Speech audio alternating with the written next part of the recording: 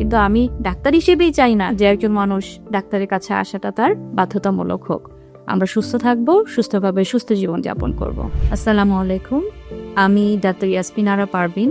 আমি একজন হৃদরোগ, বাতজ্বর, উচ্চ রক্তচাপ বিশেষজ্ঞ। বর্তমানে চেম্বার করছি সেবা ক্লিনিক হসপিটালে প্রতিদিন বিকেল 3:30 থেকে সন্ধ্যা 6টা পর্যন্ত এবং শুক্রবার সারাদিন। আজ আমি আপনাদের সাথে কথা বলছি উচ্চ রক্তচাপ নিয়ে। আমাদের দেশে কিন্তু এখন এটা অনেক বড় একটা সমস্যা হয়ে দাঁড়িয়েছে এবং যেটা ভয়ের বিষয় সেটা হচ্ছে যে এই উচ্চ রক্তচাপটা অনেক অল্প বয়স থেকেই শুরু হচ্ছে।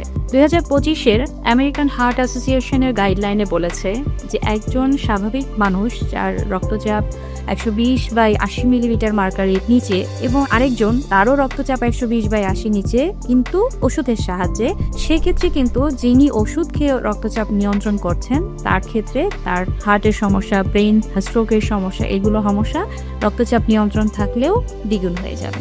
তার মানে আমাদের এই ওষুধ খেয়ে নিয়ন্ত্রণের থেকে আমাদের উচ্চ রক্তচাপ যেন শুরু না হয় সেই বিষয়টাতেই কিন্তু জোর দেওয়া হচ্ছে। এটাকে বলে প্রাইমোরিয়াল প্রিভেনশন, অর্থাৎ একটা রোগ শুরু হওয়ার আগেই সেই রোগটাকে নিয়ন্ত্রণ করা। তো এই উচ্চ রক্তচাপ নিয়ন্ত্রণের জন্য আমাদের দৈনন্দিন জীবনে যে নিয়ম কানুনগুলো আছে তার মধ্যে একটা বড় বিষয় হচ্ছে আমাদের খাদ্যাভ্যাসের পরিবর্তন। আর এই খাদ্যাভ্যাসের পরিবর্তনে তাদের একটা নাম আছে, সেটাকে আমরা বলি ড্যাশ, অর্থাৎ dietary approach to stop hypertension. তাহলে এই খাদ্যাভ্যাসের তালিকায় তারা কি বলছে? তারা বলছে যে এখানে আমাদেরকে কিছু খাবারের প্রতি মনোযোগ দিতে হবে বেশি, যে খাবারগুলো আমাদের বেশি বেশি নিতে হবে। অর্থাৎ সেগুলো হচ্ছে potassium, magnesium, calcium, protein, fibre. এই খাবারগুলির দিকে আমাদেরকে মনোযোগ দিতে হবে এবং এই খাবারগুলি গ্রহণ আমাদের বাড়াতে হবে। তাহলে কমাতে হবে কি?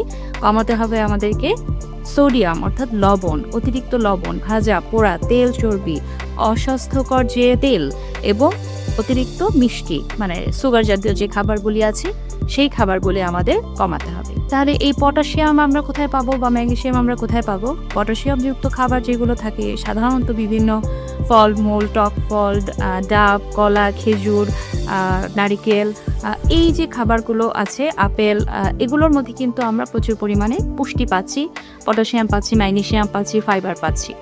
আর ম্যাগনেসিয়াম জাতীয় খাবার বিশেষ করে দেখা যায় যে বিভিন্ন ধরনের বীচিযুক্ত যে খাবারগুলো আছে, অর্থাৎ যেরকম বিভিন্ন ধরনের বাদাম আছে, স্বাস্থ্যকর বাদাম, চিয়া সিড, এই খাবারগুলোতে কিন্তু আমরা ম্যাগনেসিয়াম পাচ্ছি, যেগুলো আমাদের রক্তচাপটাকে নিয়ন্ত্রণে রাখতে সহযোগিতা করবে।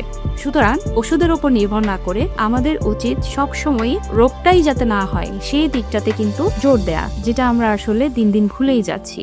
আমরা শুধু মনে করছি না যেভাবে খুশি সেভাবে চলবো, ঠিক আছে রোগ হলে তো ডাক্তার আছে, কিন্তু আমি ডাক্তার হিসেবেই চাই না যে একজন মানুষ ডাক্তারের কাছে আসাটা তার বাধ্যতামূলক হোক। আমরা সুস্থ থাকবো, সুস্থভাবে সুস্থ জীবনযাপন করব। ধন্যবাদ সবাইকে।